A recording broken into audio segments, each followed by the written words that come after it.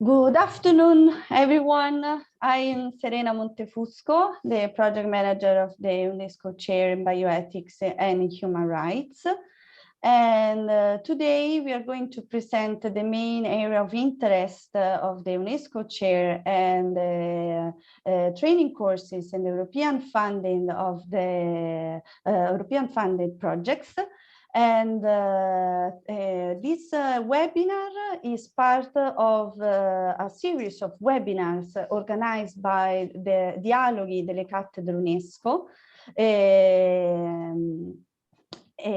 that gave us this great opportunity to present to you what we've been doing since our foundation in 2009. So thank you for being with us, and I'll give the floor to Professor Alberto Garcia, which is the chairholder of the UNESCO Chair. Buon pomeriggio a tutti. Thank you very much for joining us in this webinar. E soprattutto grazie per l'opportunità di poter condividere con voi quello che è il progetto. Is the project, the reality of the UNESCO Chair in Bioethics and Human Rights has been created within two Catholic universities in the city of Rome. The first university is Pontifical at the University Regina Apostolorum, and the second one is the European University of Rome.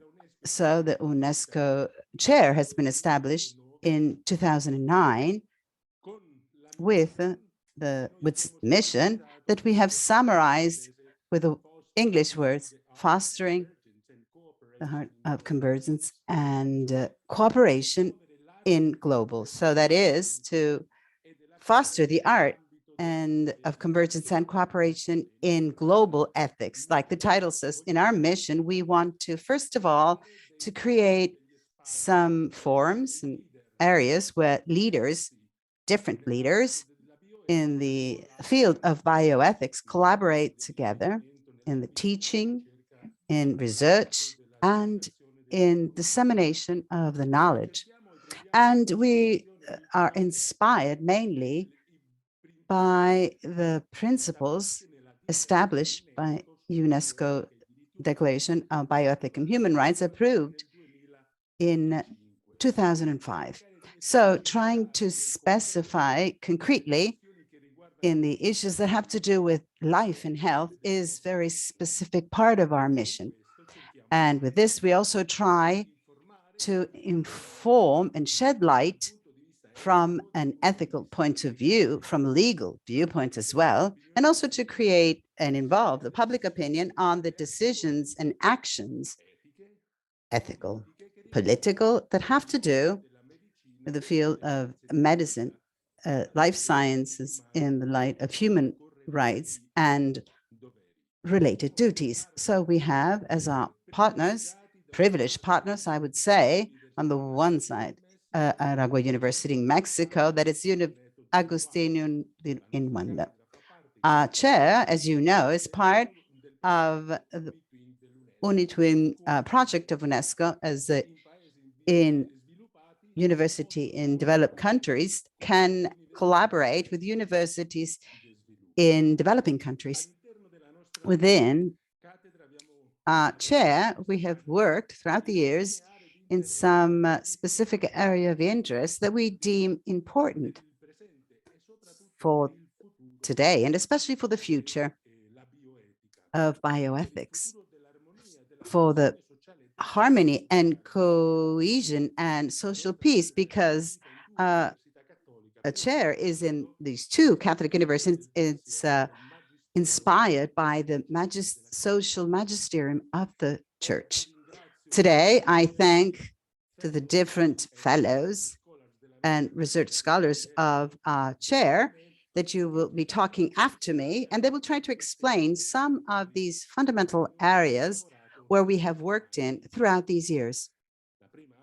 The first area of interest that is also historically from the beginning, it has aerobioethic, meaning the ethical aspects and also political and social aspects, and intervention that can be carried out in the human brain by using drugs,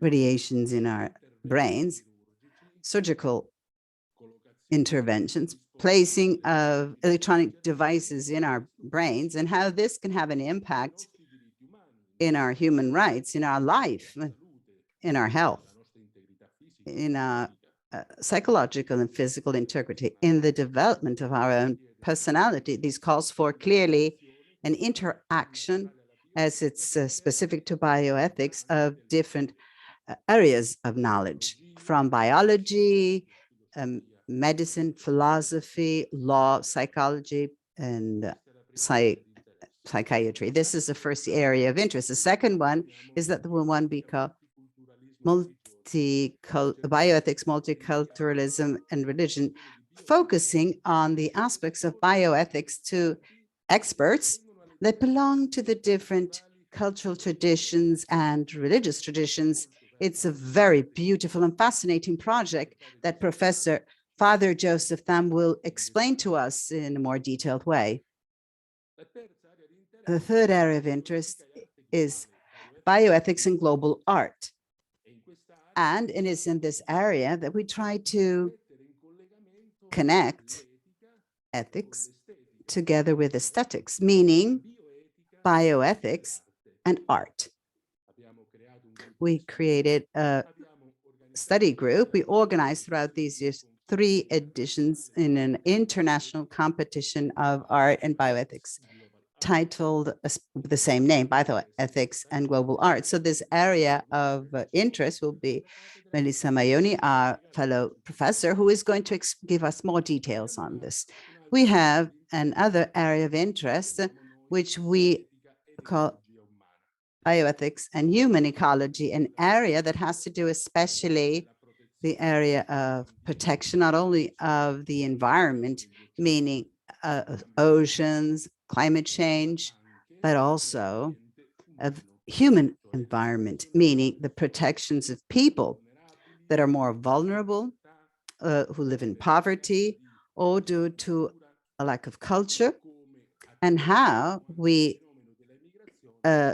address the phenomenon of migration. And Montefusco will talk to us about this as well.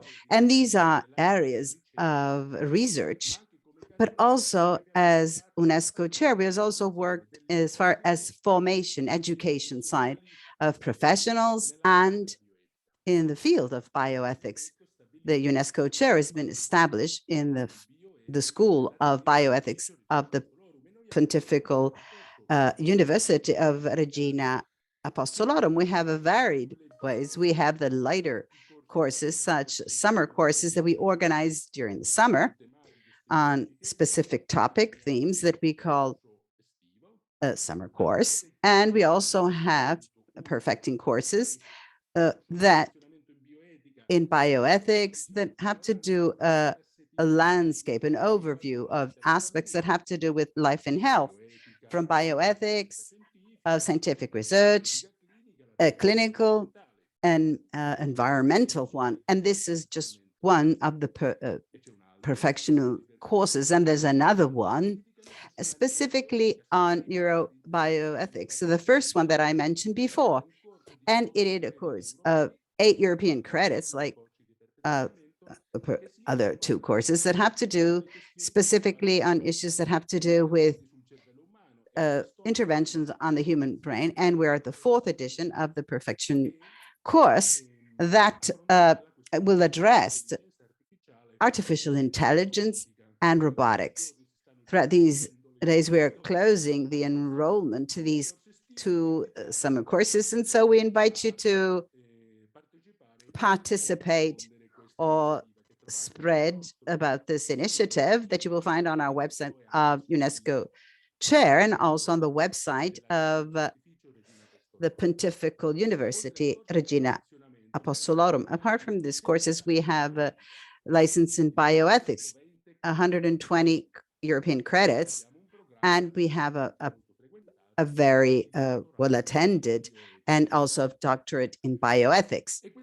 And this is done physically in our campus that you see the picture in the back. It's a very beautiful place in the city of Rome, in a very tranquil and serene place. But we also offer online courses, specifically two online courses, one in Spanish and another one in English, that Professor Lillian Santos will explain to you when she will get the floor.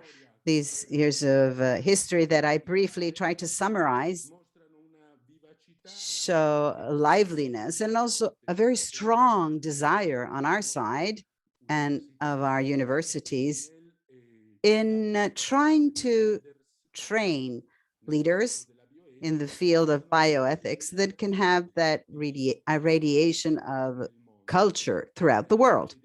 In our identity, which is a Catholic identity, we want to be in touch, to interface in this global and different world. Definitely a call that Pope Francis is called the church is going forth. We also want to be a UNESCO chair that is going forth, because we consider that with through the encounter of people in the interaction of different sciences and different studies, we can solve many dilemmas that are presented today in the field of bioethics. I thank you very much for your attention, and I wish you a pleasant evening that will explain in more detail what we represent at the UNESCO Chair and what we do, and especially why we do so. And we do it for the love of others, and we do and want to do this for the love of society, in trying always more a world that is more in balance and more in peace. Thank you very much.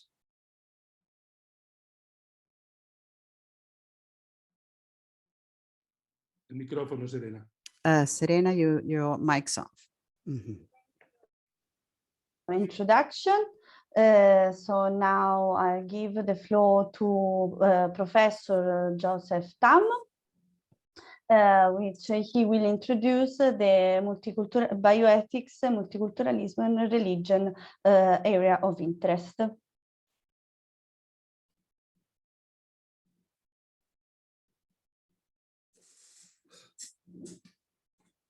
Hello. Hi, my name is Father Joseph Tam, Chinese origin, and now I work in Rome as a professor in bioethics. So what I'm going to tell you is basically a little bit about one of the areas of interest of the UNESCO Chair, which is called bioethics, multiculturalism, and religion.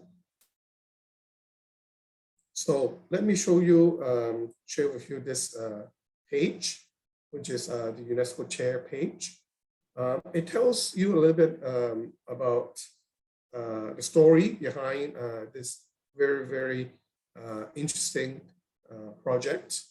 So basically about 12 years ago, we started to do this project, which is to gather different experts in the area of bioethics to come together, especially people from different faiths and religions and cultures, and to discuss something, some topics that are common to all these religions. And here on this webpage, you can see a bit of the mission statement and about the different topics we have covered and the different places we have been to have these kind of discussions. So the idea of this project is that, as you know, there are many, many people who are from different cultures and faith background, and they have different understanding of many of these ethical topics. And one step, or the first step we do, is to try to create a forum, a space by which people from different backgrounds can come together and talk to each other and to explain to each other what their tradition has to say about bioethics and related topics. So the first time we met was in Jerusalem in 2009. At that time, there was only a meeting of 3 major faiths in the West, which is Christianity, Islam, and Judaism, which obviously Jerusalem would be a good place for that to meet.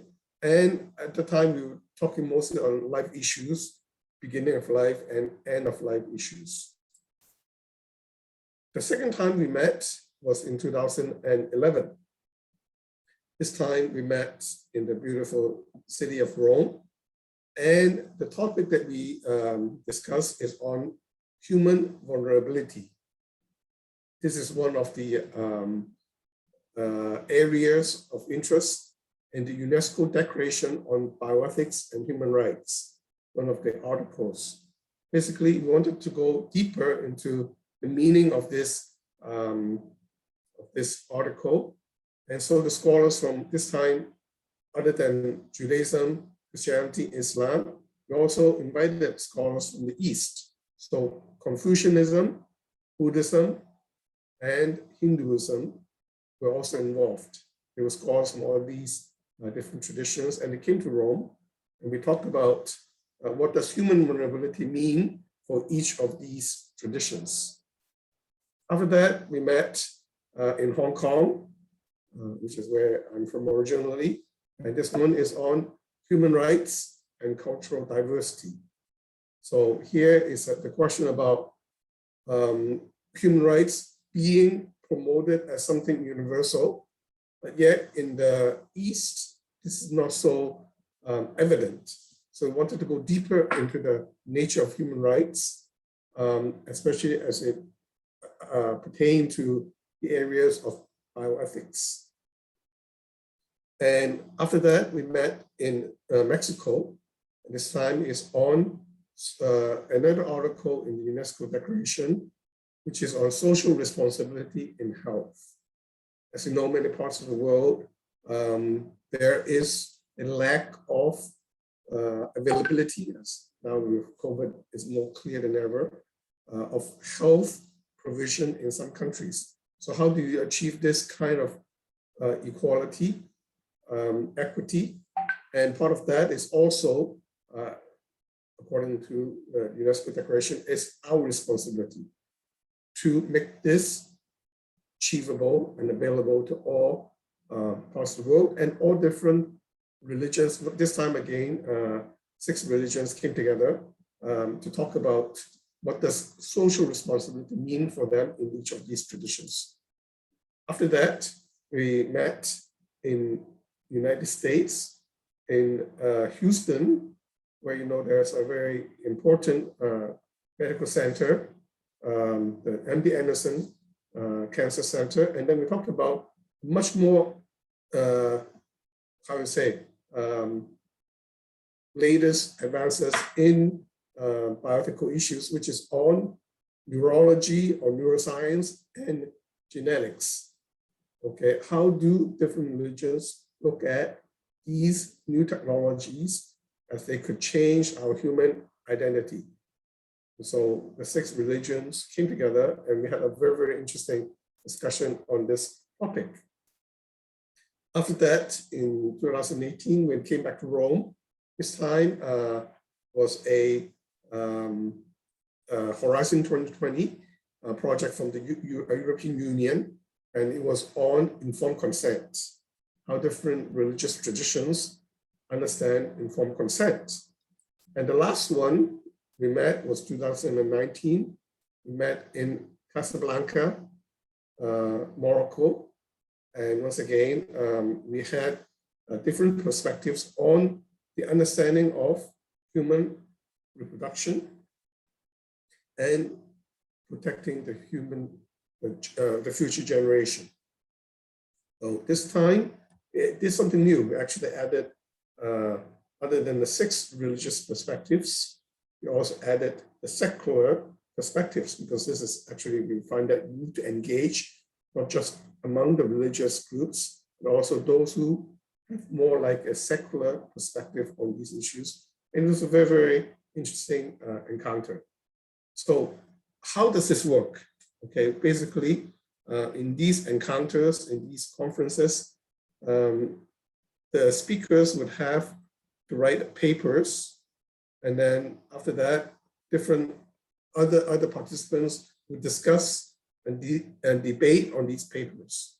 And then at the end of these kind of discussions, books will be published. So far we have published 4 books on human vulnerability, the second encounter, on human rights, on social responsibility, and then on basically the emerging technologies of neuroscience and genetic engineering. And 2 more books are coming out on consent and on the last one, which is on human reproduction and protecting the future generation. So as you can see, this is a very, very exciting project. And we're supposed to meet again this year in Thailand on protecting the environment. But due to the pandemics, this will be delayed, but this is still something ongoing. And we hope to engage more different religions and voices in different places so that people from different cultures can come together. And then we could develop this kind of, as Apollo said, convergence and also collaboration, cooperation amongst the different cultures, religions, secular and religious people, and come together and at least get to meet each other and talk about the concerns. And there could be differences, but that's okay. We can do that in a spirit of mutual understanding and peace and dialogue. So this is the nature of our project. Thank you for your attention. Thank you, Father Tam, for the presentation of this quite interesting area of interest. And I remember very well what we did in the Casablanca and also here in Rome in the 2 workshops.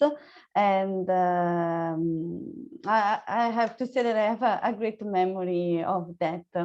So thank you. And so I will give the floor to me at this moment. So as I said at the beginning, I'm Serena Montefusco, project manager of the UNESCO Chair in Bioethics and Human Rights. And now I'm going to present about the European funded projects that we've been working these past years. So let me share with you my presentation. So you should be able to see it. So we started in 2017 with the first funded project, which was called European Citizens for Solidarity. And together with a consortium composed by partners from Spain, UK, Poland, Bulgaria, Germany, and Cyprus and Lithuania, we promoted the European Citizens Solidarity in times of the refugees crisis. How we organized this public forum called the Human Dignity and Human Rights of Refugees, and with several round tables with the Red Cross of Italy and the Scalabrinian International Migration Institute, professors and experts from different universities, our university and other Italian university, Roma Tre and Tor Vergata. We try to respond to 3 main questions. So whether governments should prioritize the humanitarian needs of refugees over the national interest, and whether all men are equal and deserving of the same quality of life, and whether crime and terrorism will grow if more refugees were accepted into countries. This was my very first public forum that I organized with the help of my ex-colleague Kevin Ramirez and Professor Garcia, shareholder, as I said before. And it was really nice to have with us this big group of high school students from south of Italy, from Puglia specifically, that came only for that day to study, to have an idea of what was and what is the refugee crisis in Italy. Then we continue to work with another project named I Consent. As Father Tam said before, it was part of the Horizon 2020 program. And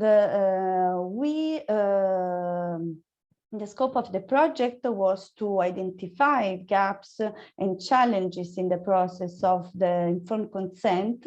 We analyzed the risks and opportunities of using digital technologies, and we tailored strategies for the development of informed consent.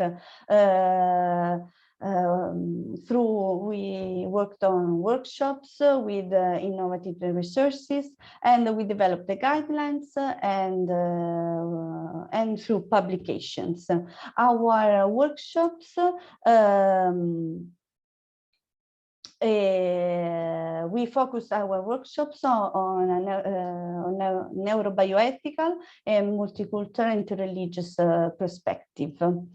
Moving on, we continue to work with another project which was called Civic Dimensions for Social Inclusion, always with a consortium with partners from Bulgaria, Cyprus, Germany, Romania, and Spain. And the scope of this project was to make available tools such as the trainer's manual and the European citizenship game to all those students, let's say migrants, refugees, or disadvantaged people, to study civic education. All these outputs were translated in the languages of the consortium, and we developed the unit number 3 of the manual and the level number 2 of the game, using focus groups and surveys. At the end, almost at the end of this project, we organized this regional event in which participated all the partners and all the organizations that helped us to develop the manuals and the game. And so we had the possibility to actually test the game.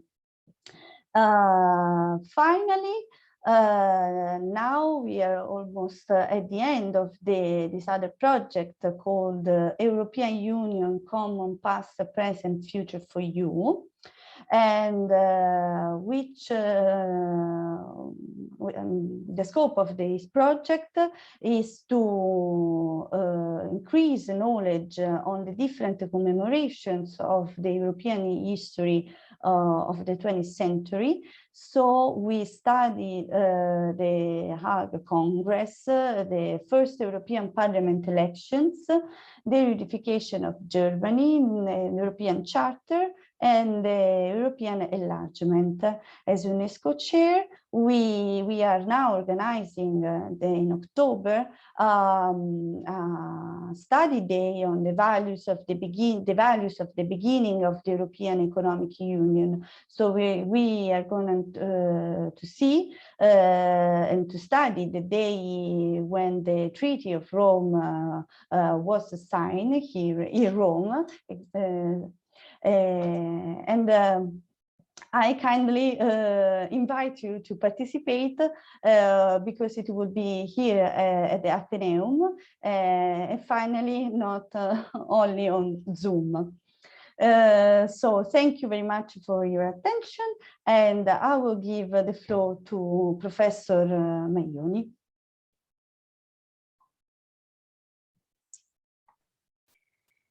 Grazie, Serena. Thank you, Serena.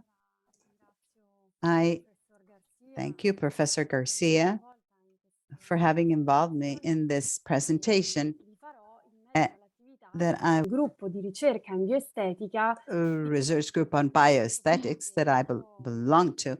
I have a presentation so that I can share with you in order to present more clearly what we are already doing. So I'm Melissa Maioni. I'm a professor at the Ateneo Pontificia Regina Apostolum, and I collaborate with UNESCO Chair in Bioethics and Human Rights. I've been collaborating since 2020. I will talk to you about bioaesthetics study groups that, due to international aspect, is an English title, Bioaesthetics study group. The story of this group starts from 2013, this study group, Bioaesthetics, and the International Network of Bioaesthetics and Aesthetics was established in Madrid in 2013, thanks to an agreement signed by the UNESCO Chair in Bioethics and Human Rights in the Pontifical University Regina Apostolum and the European University of Rome and the University of Nueva Granada, Bogota, Colombia, with the purpose of jointly generating innovative research and producing new and original scientific publications in accordance with the areas and lines of research of the study group. The bottom, you can have the link if you would like to know more about the story of our group. That this group clearly is positioned in dialogue, especially with the contemporary context, contemporary culture, as we can see from our communication means. Television, newspapers is very much focused on the input of the senses. We're constantly bombarded with images, sounds, movements, and colors. The aesthetic experience is very much connected to the ethical one. We learn through truth and goodness through our senses in the contemplation that surrounds us. And this, since the truth and goodness, clearly, we meet it in the beauty that we experience. To live in truly often means to experience beauty in the body, the mind, and in the spirit, because we can say love for beauty is a quintessential of human quality. A person can hardly achieve happiness without beauty, both from the sensible, intellectual, and religious. So beauty corresponds also the good functioning of society. We live well in a beautiful society where the environment that surrounds us pushes us to do good for us and for others. And this is at the surface for the common good. And it's been demonstrated that the category of beauty can help today's world to discover ethical values that are perennial. In this slide, bioethics encourages a rediscovery of ethical values through a deeper appreciation of all arts forms such as music, architecture, literature, visual art, performing arts, and drama. So art can be a means from going through the aesthetic to ethics. It can promote human rights, and it allows us to reflect on the human condition, on our own condition, and it is an engine in order to trigger a change in the moral behavior. It's a sort of inner transformation. We can say that aesthetic becomes ethic. So in this view, our projects try to develop the existing relationship among the two through a university high-level research that involves professors in various parts of the world, and through education and formation in the values of the artists, all those who are involved in art, and through their art, they can relaunch the values in the and work in the building of a new world based on the common good. The members who are part of this group are researchers, professors in different areas, also experts in law, philosophers, theologians, experts in science of education and literatures, and they come from different universities around the world. Some, for example, Francisco Victoria, Complutense of Madrid, San Pablo, University of Madrid, Pontifical Regina Apostolorum, the University of Oslo, and University of Bergen.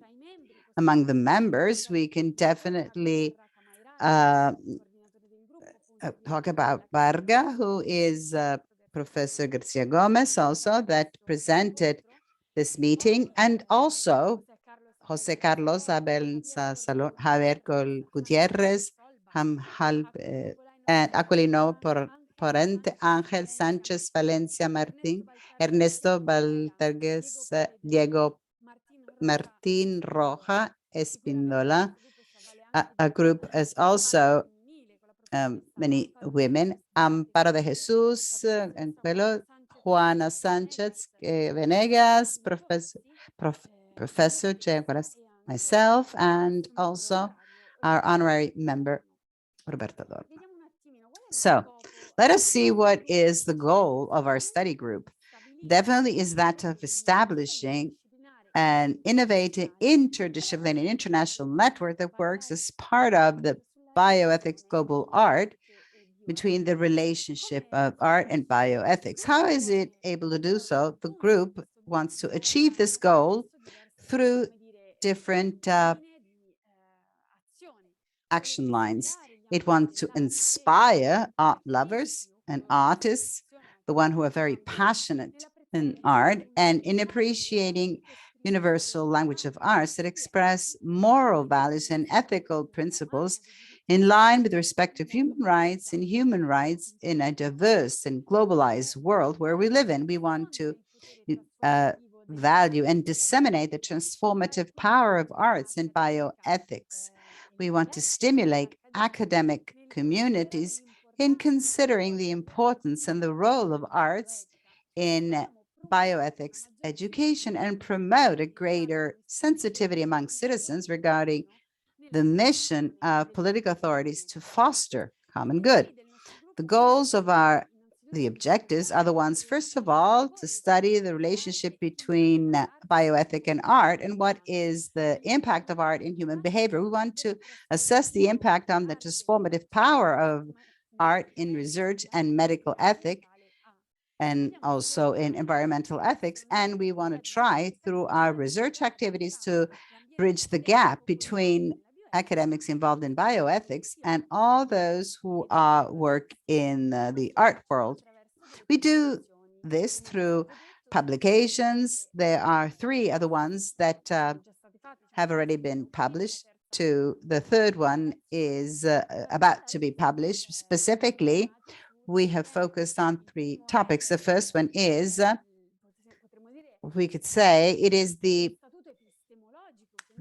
statute of the bioaesthetic, its foundation, then bioaesthetics and health, the relationship between these 2 worlds, and then in order to stay in dialogue with the contemporary world, how aesthetics can have a dialogue with the contemporary world struck by the pandemic. What are the elements in the fight against pandemics? In the first case, in the reflection on bioaesthetics and its foundations, we have tried to talk about how original this topic is. It's boundaries and the connection that exists between bioethics and aesthetics and humanism, in the relationship between beauty and human identity, of some application of this relationship in theater, poetry, literature. We try to study the relationship with beauty and identity of psychotherapy, and also aesthetic aspect on the difference that exists between the human body and the anthropomorphic robots. In the second case, in the first publication has come out in 2020, where this one on bioaesthetics and health in 2021. In this publication, we tried to deepen the value of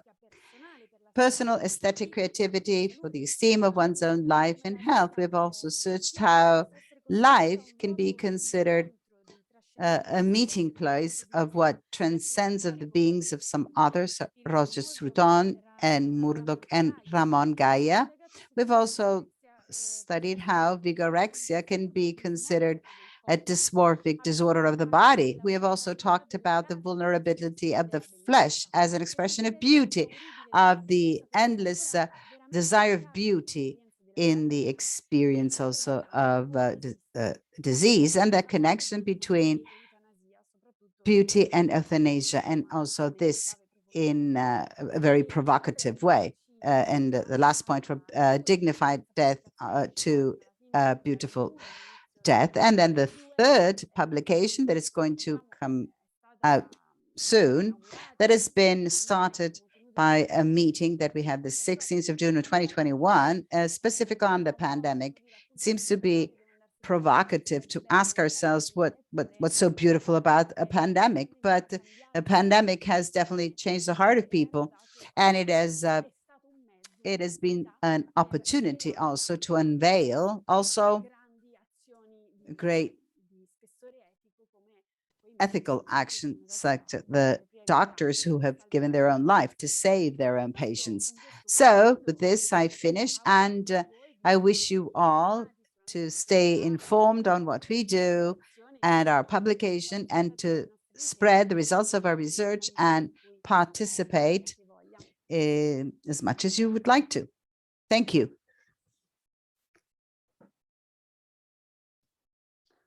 Thank you very much, Professor Melissa.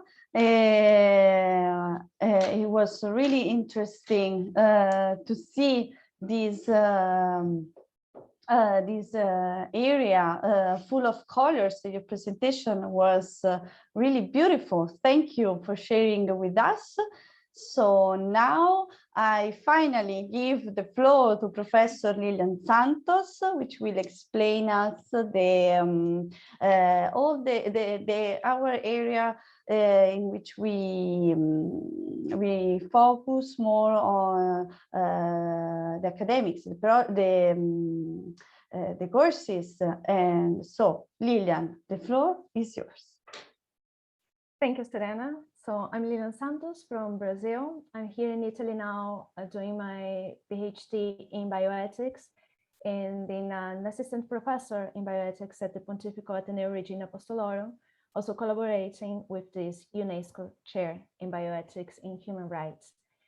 I'm very glad to present some of our training courses, since I was a student in some of them, in a couple of them.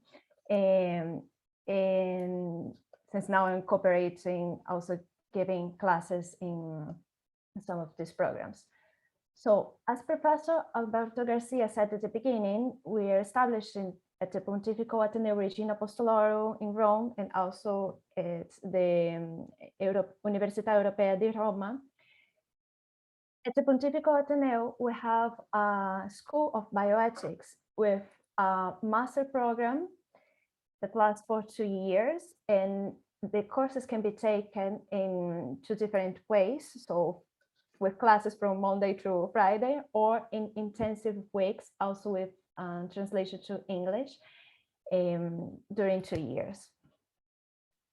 And we also have the doctoral program in this faculty of bioethics. Let me see. For some reason Okay. Another course we have at the Pontifical Ateneo is this training course in bioethics. It's mainly on Fridays, and with a couple of hours in the afternoon, we can give a vision of different topics in bioethics. It's open to professionals in different fields. It's online and in Italian. Another course that Professor Alberto Garcia also talked about at the beginning is a training course in neurobioethics.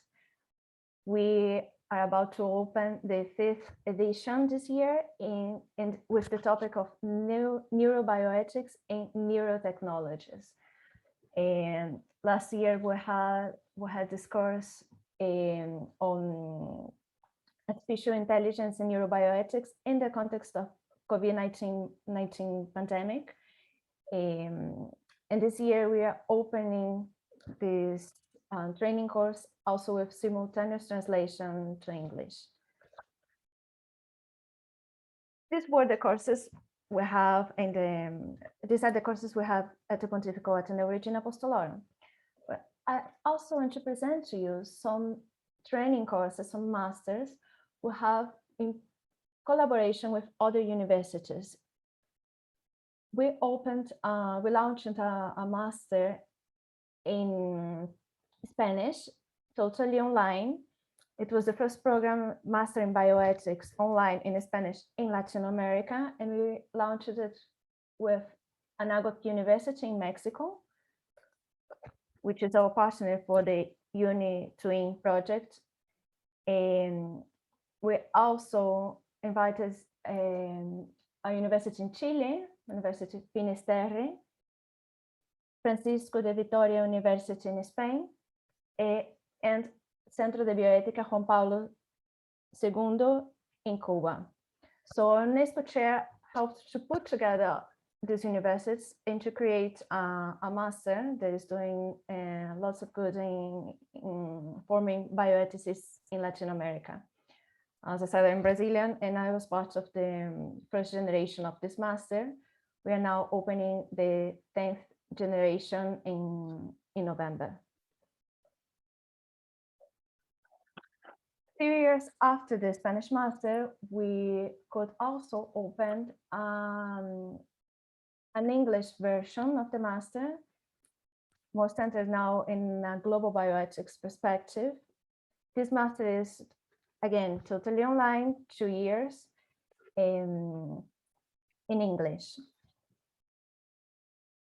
And here we called many of our research scholars from at least 8 different countries. I think they're from more countries now. I was trying to count yesterday, kind of 10,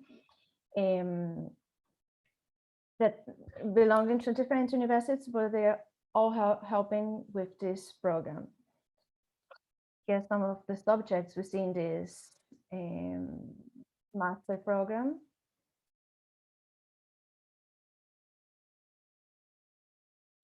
We have students coming from different backgrounds. So we see some coming from humanities, psychology, social workers, but also in the field of law, or from the field of medicine, science and technology, information technology, microbiology, and biologies, etc.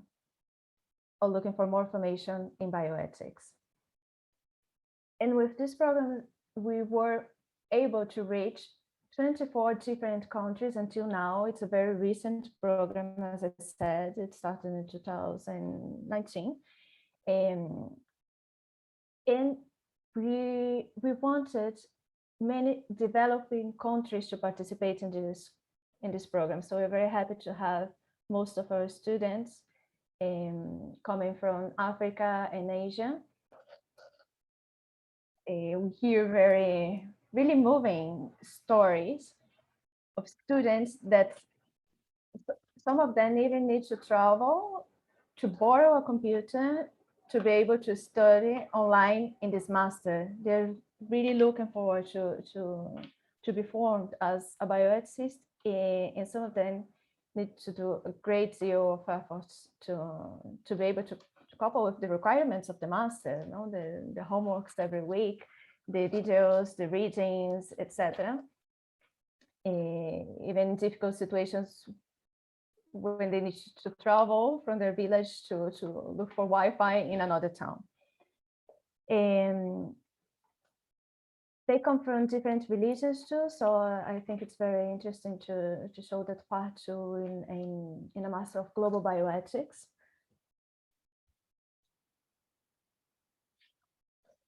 And here are really the goals of our programs. We want to promote human dignity, human rights, and duties in the field of life sciences and medicine, as well in social and political environments. So in our, oh, was it sharing the screen? Did I stop sharing it? I hope. Okay. Yes, you stopped sharing the screen. You were sharing the screen. This is so much now. So within all the programs, our main goal objective is to prepare professionals to be capable of assuming different responsibilities of teaching, research, and consultative roles in multiple fields. So universities, colleges, research centers, but also in hospitals, health centers, laboratories, in church organizations, NGOs, in the media, in socially responsible public and private companies, and in associations and political organizations at national and international levels. We want to form people of integrity who put in practice the knowledge, the virtues, and the actions they are learning in our programs. People who favor the culture of life from the beginning to its end. And in dialogue, capable of dialogue between different cultures and religions on bioethical issues. We want to form leaders capable of promoting bioethics in different areas. And we want to do this for the construction of a more just society in accordance with the dignity of the person and the common good. Thank you. Thank you very much, Professor Santos. Also, this presentation was interesting and I would say full of information. And now for a moment you were freezed, so I was afraid that everything was gone, but no. So thank you again. And so since your presentation was so full of information, if we have any questions, it's now the good moment to ask and to for any doubts. You have the Q&A box to do it. Meanwhile, I thank all the participants to the webinar, and also I invite you to follow us on our social media.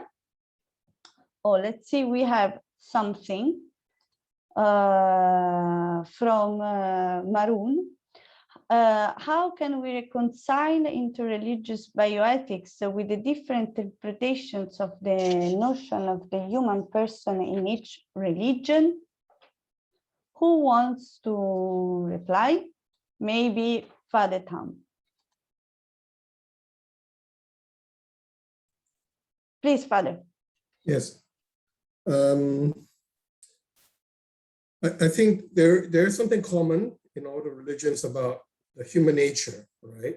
The value of human nature, even we talk about universal human rights. So there's at least something common we can talk about, what it means to be human, and what the value of human beings are. We can talk about human dignity. Obviously, those terms are very Western, like even the question of dignity or rights. All these are very Western terms, but we can find equivalent terms in other religions or concepts that they have that convey this message. But once again, it's not a question of translation. We don't just want to translate these terms into different languages, and we don't just want to translate their language into our understanding, but we want to actually engage at a deep level and go deeper and understand, okay, they have different concepts that we don't have.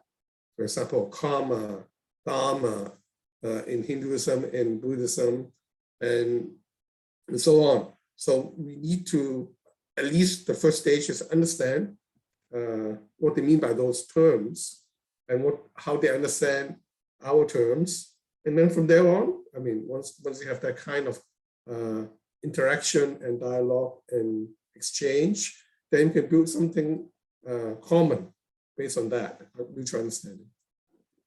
I hope that answers it a little bit. But you're welcome to read some of our books, because the question they ask is very good.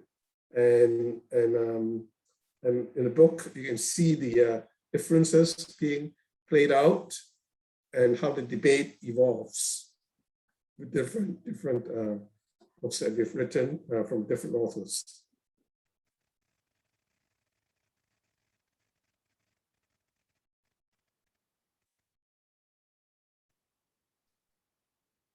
So thank you, Fanetama, for the explanation.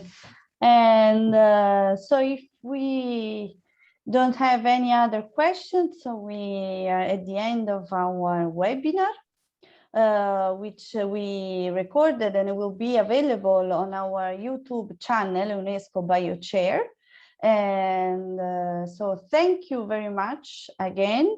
Follow us on our Facebook and Twitter to be always updated on our news, because we are going to have a lot of new workshops and events and publications, training courses. And so thank you very much. I don't know, maybe Alberto, if you want to say some words before we end the webinar. Sure, I want to say thank you very much for joining us, and see you soon. Grazie a tutti della vostra partecipazione e a presto. And see you soon. Bene, grazie a tutti. Thank you very much to all of you.